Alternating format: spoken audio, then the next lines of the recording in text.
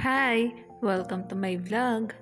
Ang vlog ko for today is ang Isomil 0 to 12 months versus Similac 1 na pang 0 to 6 months. Pero may similarity ang dalawang gatas na ito. Iyon ay iisa sila ng manufacturer at ito ay ang Abbott. Ngunit ang Isomil ay soy protein based unlike na sa Similac na cow's protein based.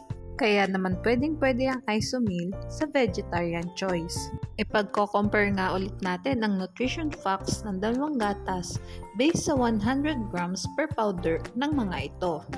Mahalagang paalala, breast milk is the best milk for babies. Simulan na natin sa energy, fat, linolenic acid, arachidonic acid, DHA, gangliosides, and carbohydrates lamang ang Similac. Samantalang lamang naman ng Isomil sa protein and linoleic acid. Lamang ang Similac sa macronutrients. Mag-proceed naman tayo sa vitamins.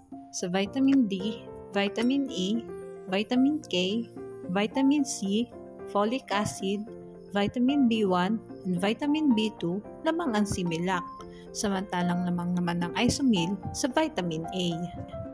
Sa vitamin B6, vitamin B12, niacin, biotin, and choline lamang ang Similac, samantalang lamang naman ang Isomil sa pantothenic acid.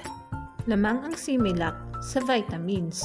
Proceed naman tayo sa minerals, sa sodium, potassium, chloride, calcium, phosphorus, iron, and zinc lamang ang Isomil, samantalang lamang naman ang Similac sa magnesium, sa manganese, selenium, taurine, carnitine, and inositol lamang ang Isomil.